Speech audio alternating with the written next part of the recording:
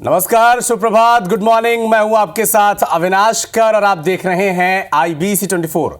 इस बुलेटिन में आपको दिन भर क्या कुछ घटने वाला है, क्या कुछ बड़े बैठकें होने वाली हैं, किन खबरों पर पूरी देश की प्रदेश की नजरें रहेंगी, इन सब खबरों से आपको अपडेट कराएंगे। लेकिन शुरुआत करेंगे इस बुलेटिन के हेडलाइंस के साथ। आज से शुरू होगा संसद का शीतकालीन सत्र। 20 दिसंबर तक होगी 19 बैठकें। वक्फ बोर्ड समेत 16 बिल होंगे पेश। मणिपुर अडानी मुद्दे पर हंगामे के आसार।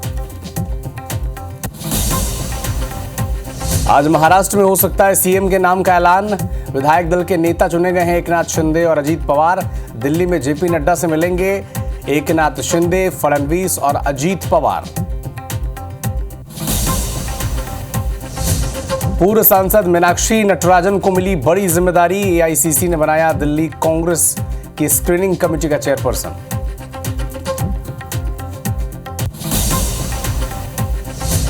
ब्रिटेन और जर्मनी के 6 दिवसीय दौरे पर CM doctor Mohan Yadav. London में प्रवासी भारतीयों ने किया भव्य स्वागत। आज ब्रिटिश संसद का भी करेंगे दौरा।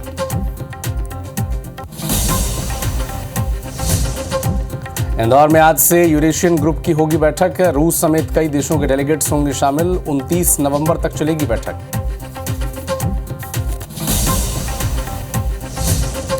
सीएम साय ने रायपुर से बिलासपुर तक ट्रेन में की यात्रा। यात्रियों से बातचीत की। 4 साल की बच्ची के आग्रह पर मुख्यमंत्री ने ऑटोग्राफ भी दिया।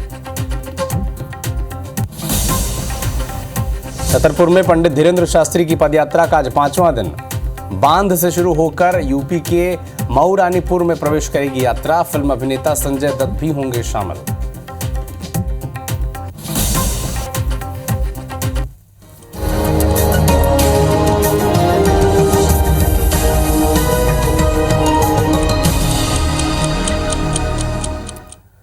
और अब नजर डालते हैं 7 बजे की 7 बड़ी खबरों पर। तो संभल हिंसा में अब तक कुल 4 लोगों की मौत हो चुकी है, जबकि इंटरनेट सेवा भी इलाके में बंद कर दी गई है। बात करें विदेशी खबरों की तो हिजबुल्लाह का इजराइल पर सबसे बड़ा अब तक का हमला सामने आया है। 250 मिसाइल इन्होंने दाग दिए हैं। इसका अपडेट भी आपको देंगे। बांग्लादेश में अडानी के साथ बिजली डील की जांच वहां पर होगी बांग्लादेश में। इधर पर्थ टेस्ट मैच में टीम इंडिया की पकड़ मजबूत होती जा रही है। विराट कोहली ने 30वां टेस्ट शतक ठोक दिया। तो इधर लगातार आगे आईपीएल के लिए सऊदी अरब के ज़ियाद में ऑक्शन का आज दूसरा दिन है, जहां पर कई और खिलाड़ियों पर बोली लगेगी। इसके अलावा पहले दिन की बात की जाए आईपीएल ऑक्शन की तो 72 प्लेयर्स बिके हैं, जबकि 467 करोड़ में कुल इनके दाम लगे हैं। तो इन सब खबरों का अपडेट आप तक पहुंचाएंगे, लेकिन शुरुआत करेंगे एक अंतर्राष्ट्रीय खबर से। तुर्की में एक बड़ा विमान हादसा हो गया है। रूस के पैसेंजर प्लेन में आग लग गई। अंताल्या एयरपोर्ट पर यह आग लगी है और पूरे प्लेन में धुआं भर गया। यात्रियों को बड़ी मुश्किल से बाहर निकाला गया। अंताल्या में लैंडिंग के दौरान यह आग लगी है। सभी 79 यात्रियों को बाहर निकाला गया है। एयरपोर्ट इमरजेंसी की टीम ने आग पर काबू पाया है। ये तस्वीरें देखिए, जहाँ पर एक तुर्की के विमान में बड़ा हादसा हो गया। लैंडिंग के वक्त धुआं भरने लगा, आग लग गई ट्रेन में और बड़ी मुश्किल से फिर पैसेंजर को धीरे धीरे नीचे उतारा गया। पूरे प्लेन में धुआं भर चुका था और ये तस्वीरें देखकर आप समझ सकते हैं कि अंदर जो लोग बैठे होंगे वहाँ पर उनकी स्थिति क्या होगी। अंताल्या में यह हादसा पेश आया है, जहाँ पर सभी 79 यात्रियों को सुरक्षित बाहर निकाल लिया गया। इमरजेंसी जो टीम होती है एयरपोर्ट पर, वो मौके पर लगी रही और सभी यात्रियों को बचाने की कोशिश में सर्वस्व न्यौछावर कर रही थी।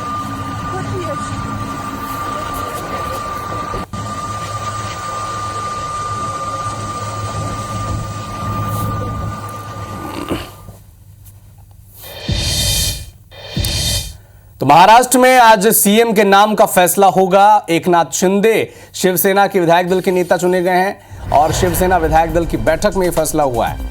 इधर आज 3 बड़े नेता दिल्ली आ सकते हैं। कौन कौन? एकनाथ शिंदे, देवेंद्र फडणवीस और अजीत पवार। तीनों नेता जेपी नड्डा से मिलेंगे और दिल्ली में ही मुख्यमंत्री के नाम पर मुहर लगेगी। कल मुख्यमंत्री पद का शपथ ग्रहण हो सकता है महाराष्ट्र में, लेकिन आज वो दिन है जब तय हो जाएगा कि महाराष्ट्र में अगला मुख्यमंत्री वहां का कौन होगा। 3 दावेदार हैं और 3 गठबंधन के नेता हैं। भारतीय जनता पार्टी, शिवसेना का शिंदे गुट और एनसीपी का अजीत गुट, जिसके प्रमुख नेता एकनाथ शिंदे, अजीत पवार और देवेंद्र फडणवीस, ये तीनों दिल्ली आज जाएंगे और जेपी नड्डा से मुलाकात होगी और इसके बाद फैसला होगा कि महाराष्ट्र में अगला सीएम कौन होगा।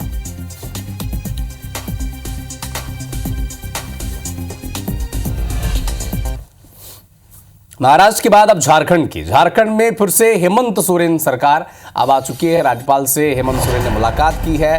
राजभवन में राज्यपाल से मिलकर सरकार बनाने का दावा पेश किया और 28 नवंबर को सीएम पद की वो शपथ लेंगे।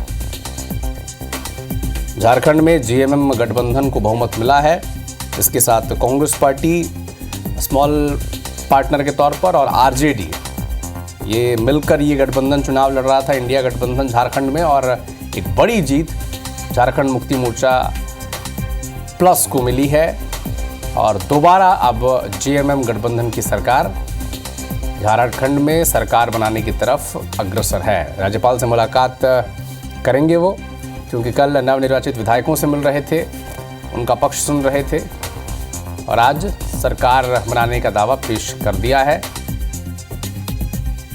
28 नवंबर को सीएम पद की वो शपथ लेंगे।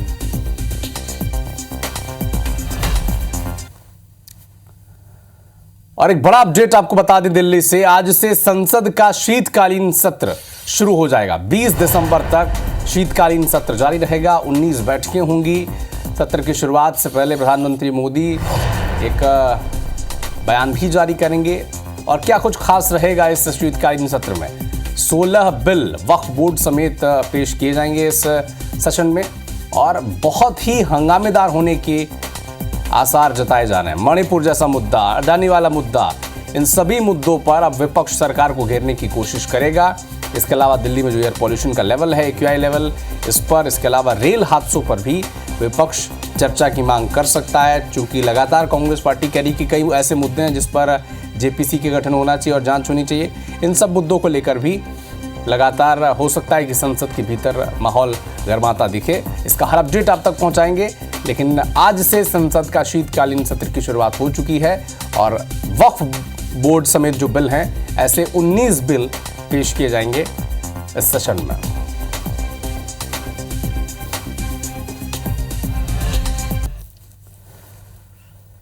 और अब बात जिम्मेदारियों की। पूर्व सांसद मीनाक्षी नटराजन को एक बड़ी जिम्मेदारी मिली है। एआईसीसी ने उन्हें दिल्ली कांग्रेस की स्क्रीनिंग कमेटी का चेयरपर्सन नियुक्त किया है। तो एक महत्वपूर्ण जिम्मेदारी। अब आने वाले वक्त में दिल्ली चुनाव होने हैं 2025 में विधानसभा के, और लगातार कांग्रेस पार्टी जो पिछले 10 सालों से 2013 से सत्ता से दूर है दिल्ली में, दिल्ली की विधानसभा में इस वक्त कांग्रेस पार्टी का एक भी विधायक नहीं है, 0 सीटें हैं। तो क्या ये स्थिति बदलेगी और इस बदलाव की शुरुआत कहां से होगी संगठन के स्तर पर? और एक बड़ी जिम्मेदारी मीनाक्षी नटराजन को मिली है, एआईसीसी ने दी है। दिल्ली स्क्रीनिंग कमेटी का चेयरपर्सन बनाया गया है और कोशिश है कि एक बार फिर से जो कांग्रेस पार्टी जिसके लिए जानी जाती है वो प्रदर्शन दोहरा पाएं, अपने प्रदर्शन को बेहतर कर पाएं, और इसकी जिम्मेदारी अब अनुभवी नेताओं को देना शुरू कर दिया गया है। मीनाक्षी नटराजन उनमें से एक हैं जिन्हें एआईसीसी ने दिल्ली कांग्रेस का स्क्रीनिंग कमेटी का चेयरपर्सन बनाया गया है।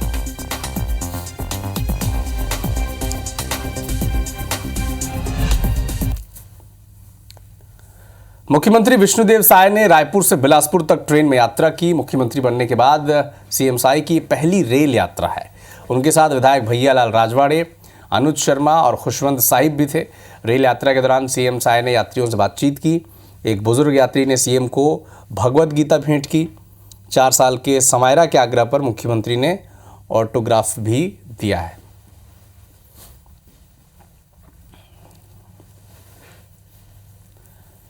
तो मुख्यमंत्री बनने के बाद पहली बार रेल यात्रा करते विष्णुदेव साय और उनके साथ भारतीय जनता पार्टी के कुछ विधायक भैयालाल राजवाड़े, खुशवंत साहिब, अनुज शर्मा।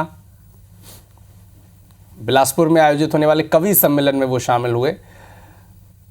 रेल यात्रा मुख्यमंत्री बनने के बाद पहली बार। कुछ भेंट मुलाकात भी हुई। कुछ बुजुर्गों ने उन्हें श्रीमद् भगवत गीता भी भेंट की और उन्होंने भी एक 4 साल की बच्ची को ऑटोग्राफ दिया है। मैं इस वक्त रेल में यात्रा कर रहा हूँ। रेल में यात्रा हर किसी के लिए एक अनुभव, सुखद अनुभव रहता है। और मेरे साथ आपको बता दूं कि मुख्यमंत्री विष्णुदेव साय भी इस वक्त हैं जो ट्रेन में सफ़र कर रहे हैं। आमतौर पर ट्रेन में पहले ज़रूर सफ़र करते थे, लेकिन लंबे समय बाद वापस वो ट्रेन में सफ़र किए हैं। और पूरी उनकी जो विधायक है उनके साथ के वो पूरी टीम यहाँ पर मौजूद है, उनसे बातचीत करेंगे। सर, ट्रेन में आप सफ़र कर रहे हैं, कुछ सबसे पहले तो अनुभव आपसे, पुराना जो अनुभव है ट्रेन के शुरुआती दिनों का, कुछ बताएंगे। कल हमारे डिप्टी सीएम श्री अरुण साव जी का जन्मदिन है और उस उपलक्ष्य में आज बिलासपुर की धरती में जो हमारे प्रदेश के न्यायधानी है कवि सम्मेलन का आयोजन है, जिसमें श्री हरिओम पवार जी जैसे मूर्धन्य कवि कविता पाठ करेंगे। तो आज उनको भी सुनने का हम लोग को सौभाग्य मिलेगा। और मुख्यमंत्री का दायित्व संभालने के बाद ये पहली हमारी रेल यात्रा है और बहुत आनंद से यात्रा कट रही है। यात्रा हमारी पुरानी यादें ताज़ा कर रही है। जब हम विधायक सांसद हुआ करते थे तो अक्सर भोपाल और दिल्ली ट्रेन से ही आया जा करते थे। समय के हिसाब से बदलाव ज़रूरी होता है और डेवलपमेंट भी ज़रूरी होता है। विपक्ष ये बात कहता है कई बार कि ट्रेन की सुविधाएं नहीं है, ट्रेन लेट हो रही है, लेकिन कहीं ना कहीं विकास हो रहा है जिस वजह से चीज़ें हो रही है। आने वाले समय में हो सकता है इसका फ़ायदा मिले, क्या कहेंगे आप? बिल्कुल, उनको समझना चाहिए ये विकास के लिए हो रहा है। कोई भी सरकार नहीं चाहेगी कि ट्रेन लेट हो या रद्द हो, लेकिन अगर कहीं ट्रेन लेट हो रहा है, रद्द हो रहा है, तो उसके पीछे भी जो लगातार ट्रैक बदलने का काम हो रहा है। 50 साल से वही ट्रैक चल रहे थे जिसके कारण दुर्घटना हो रही थी। तो ट्रैक बदला जा रहा है ताकि आगे दुर्घटना नहीं हो। तो इसमें अगर थोड़ी तकलीफ भी होती है तो उसको समझना चाहिए। गीत संगीत भी होता है, तो एक छत्तीसगढ़ी संगीत आप थोड़ा सा गुना देंगे। तोला मैं भेटे गाड़ी टेशन मावो, माया भूला गे तोर फैशन मावो, कटनी गोरे लाटूरी कोयला पानी वो, लगे रही थे तोर बर्बाद बानी ना, कैसे तोरे चेहरा मोर नजर माँ झूलत रही थे ना। खुशवंत साहब भी हमारे साथ मौजूद हैं, एक छोटा सा अनुभव आपका भी कुछ बताएंगे। निश्चित ही बहुत मज़ा आ रहा है, बहुत अच्छा लग रहा है। माननीय मुख्यमंत्री जी और सभी विधायकों के साथ हैं। बहुत ऐसा लग नहीं रहा है किसी बड़े व्यक्ति के साथ, एक आम इंसान के साथ हम जा रहे हैं ऐसा लग, क्योंकि उनकी सरलता सहजता आज दिखाई दे रही है। तो वो बहुत अच्छा अनुभव लग रहा है। मुख्यमंत्री विष्णुदेव साय से हमने बातचीत की है, साथ में विधायक अनुज शर्मा है, खुशवंत साहब हैं और भी लोग उनके साथ यात्रा कर रहे हैं। सबसे बात की और अपने अनुभव उन्होंने साझा किए, साथ ही साथ एक विजन रखा है कि किस तरीके से छत्तीसगढ़ सरकार केंद्र सरकार के साथ छत्तीसगढ़ में रेल सुविधाओं के विस्तार के लिए काम कर रही है। कैमरामैन योगेन मिश्रा के साथ star Jain, IBC 24 Raipur. Britain और जर्मनी के 6 दिवसीय दौरे पर मुख्यमंत्री डॉक्टर मोहन यादव हैं और लंदन पहुंचने पर मुख्यमंत्री डॉक्टर मोहन यादव का भव्य स्वागत हुआ है। भारत के उच्चायुक्त और प्रवासी भारतीयों ने उनका गर्मजोशी के साथ स्वागत किया। औद्योगिक विकास को नई ऊंचाई देने के लिए मुख्यमंत्री ने ये ब्रिटेन दौरा किया है। आज सीएम मोहन यादव ब्रिटिश संसद का दौरा करेंगे। इसके अलावा किंग क्रॉस और पुनर्विकास स्थलों का भी दौरा करेंगे। फ्रेंड्स ऑफ मध्य प्रदेश कार्यक्रम में भी मुख्यमंत्री शामिल होंगे। प्रवासी भारतीयों के साथ डिनर करेंगे। तो कई कार्यक्रम हैं, 400 से ज़्यादा प्रवासी भारतीयों के डिनर में वो शामिल होंगे और ब्रिटिश संसद भी जाएंगे। तो ये कई कार्यक्रम हैं और कोशिश एक ही है, लक्ष्य एक ही है, संकल्प एक ही है कि मध्य प्रदेश में किस तरह से निवेश को बढ़ावा दिया जाए। और लगातार ये कोशिश की जा रही है कि जो प्रवासी मध्य प्रदेश के लोग हैं और मध्य प्रदेश की जनता के लिए क्या वो कनेक्शन बैठा सकते हैं, क्या वो संबंध और बेहतर किए जा सकते हैं। उद्योगपतियों से भी मुलाकात करेंगे और लगातार ये कोशिश रहेगी कि कैसे मध्य प्रदेश में निवेश को बढ़ावा दिया जाए और उद्योगपति आकर मध्य प्रदेश में निवेश करें।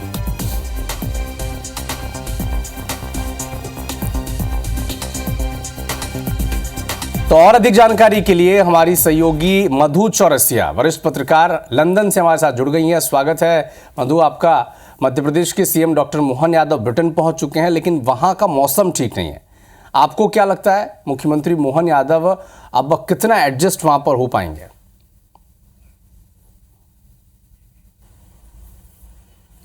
मध्य प्रदेश के मुख्यमंत्री मोहन यादव अपने 3 दिवसीय दौरे पर इंग्लैंड पहुंच चुके हैं।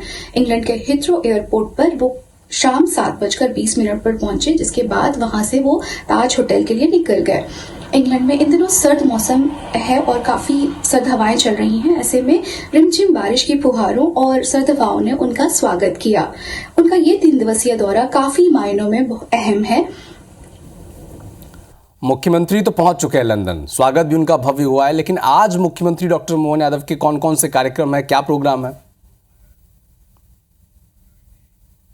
मोहन यादव जी आज सुबह 9:30 पर Indian high commissioner mister Vikram के दोरई स्वामी से मिलेंगे, जिसके बाद 11 बजे वो ब्रिटिश पार्लियामेंट में जाएंगे जहां उनकी मीटिंग होगी और वहां पर वो लंच करेंगे। उसके बाद व्यापार को बढ़ावा देने के सिलसिले में रीडेवलपमेंट साइट और किंग क्रॉस जाएंगे जहां पर वो व्यापार के सिलसिले में चर्चा करेंगे और वहां से वो शाम के 7 बजे फ्रेंड्स ऑफ एमपी के थ्रू इंडियन डायस्पोरा के मेंबर से मिलेंगे जहां पर उनका डिनर प्लान है। बिल्कुल, कई कार्यक्रम हैं और इन कार्यक्रमों में शिरकत भी करेंगे मुख्यमंत्री, लेकिन अगर खास मैं बात करूं मध्य प्रदेश की तो एमपी के लिहाज से मुख्यमंत्री का यह दौरा कितना है?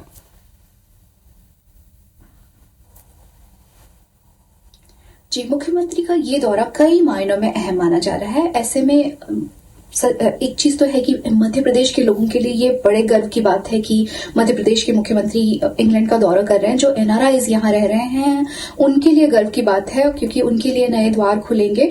निवेशकों के लिए ये बहुत शुभ संकेत है, जहां पर अगर वो इंडिया में निवेश करना चाहते तो उनके लिए नए रास्ते, नई दिशाएं मिलेंगी उन्हें।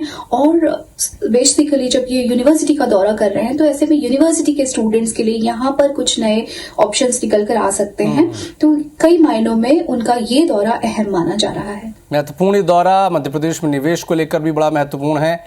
आज का कार्यक्रम तो आपने बता दिया, लेकिन कल क्या शेड्यूल रहेगा मध्य प्रदेश के मुख्यमंत्री मोहन यादव का?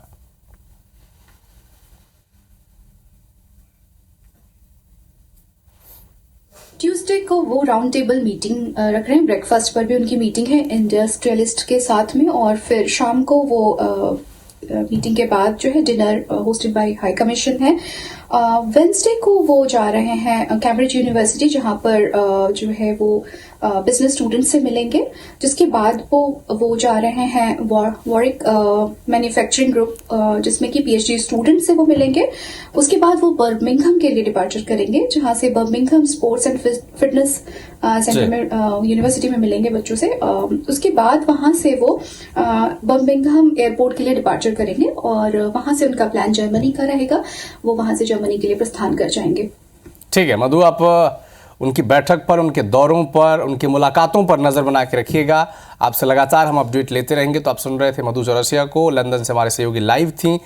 शुक्रिया मधु आपका। बढ़ते हैं कुछ और खबरों की तरफ। इंदौर में आज से यूरेशियन ग्रुप की महत्वपूर्ण बैठक होने जा रही है। 29 नवंबर तक ये बैठक चलेगी। अमेरिका, चीन, जापान, ईरान, बेलारूस, कजाकिस्तान के प्रतिनिधि भी इसमें शामिल होंगे और 200 विदेशी डेलीगेट्स, 100 इंडियन डेलीगेट्स इस बैठक में शामिल होंगे।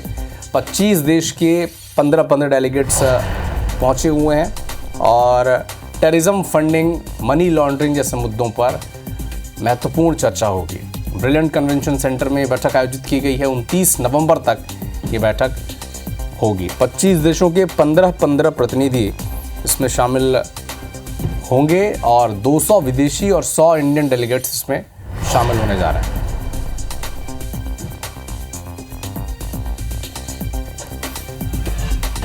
उत्तर प्रदेश के संभल से एक बड़ा अपडेट आप तक पहुंचा दें। संभल हिंसा के बाद इंटरनेट वहां पर बंद कर दिया गया है।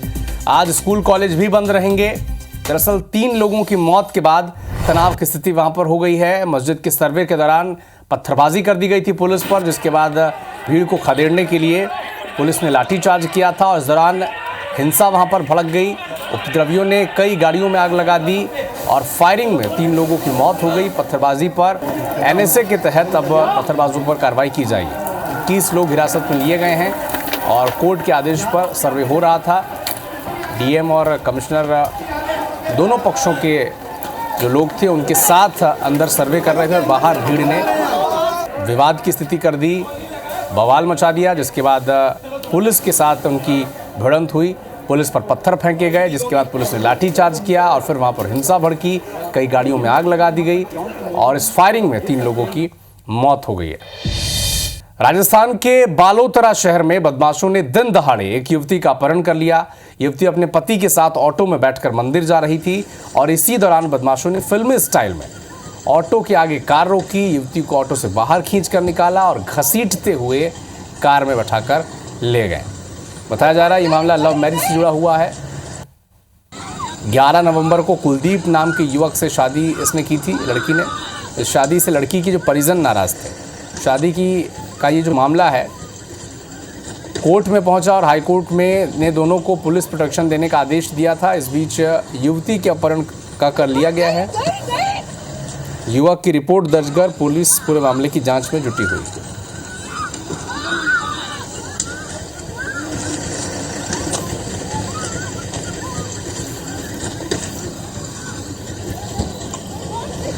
युवती को ऑटो से खींचकर कार में ले गए। चूंकि शादी को लेकर ये विवाद चल रहा था, लड़की के परिजन शादी से खुश नहीं थे और फिर इस तरह की अपहरण की वारदात को अंजाम दिया गया। और अब बात करेंगे खेल जगत की। ऑस्ट्रेलिया में भारतीय टीम टेस्ट सीरीज की शुरुआत धमाकेदार जीत से कर सकती है। ऑप्टस स्टेडियम के पिच भारतीय बल्लेबाजों को तो रास आई है, लेकिन साथ ही साथ गेंदबाज भी अपना कहर बरपा रहे हैं। भारत ने अपनी दूसरी पारी 487 रनों पर घोषित की है। पारी घोषित की ऑस्ट्रेलिया में सेकेंड इनिंग में। ऑस्ट्रेलिया के सामने 534 रनों का टारगेट रखा है। ऑस्ट्रेलिया पहली पारी में 104 रनों पर ही ऑल आउट हो गई थी और इस तरह भारत को पहली पारी में 46 रनों की लीड मिली थी, बढ़त मिली थी और इंडिया ने सुबह 172 रन से खेलना शुरू किया। मिचेल मार्श ने यशस्वी जायसवाल को विकेट लेकर आउट किया, लेकिन तब तक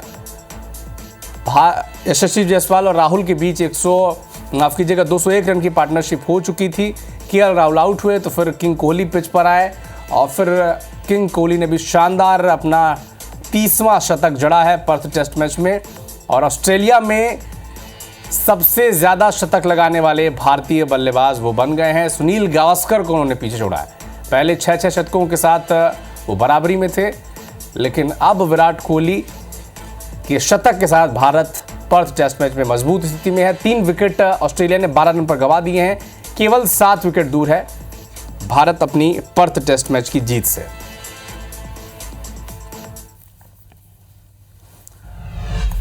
और बात आईपीएल 2025 के मेगा ऑक्शन की। आज दूसरा दिन है ऑक्शन का और पहले दिन 72 खिलाड़ी 468 करोड़ के आसपास में बिके हैं। ऋषभ पंत आईपीएल के इतिहास के सबसे महंगे खिलाड़ी साबित हुए हैं। लखनऊ ने ऋषभ पंत को 27 करोड़ रुपए में खरीदा है, जबकि किंग्स 11 पंजाब ने श्रेयस अय्यर को 26.75 करोड़ रुपए में खरीदा है।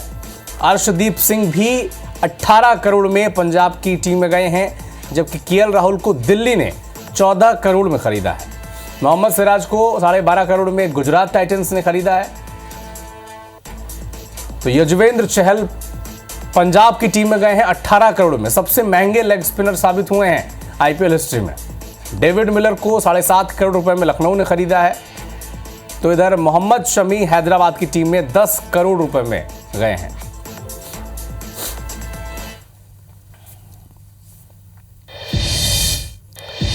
तो फिलहाल इस बुलेटिन में इतना ही, लेकिन देश और दुनिया के साथ एमपी और छत्तीसगढ़ के हर अपडेट के लिए आप जुड़े रहिए हमारे साथ। आगे देखिए छत्तीसगढ़ी भाषा का खास कार्यक्रम अमर वाणी अमर गोट श्रवण तंबोली के साथ। मुझे दीजिए अनुमति। नमस्कार।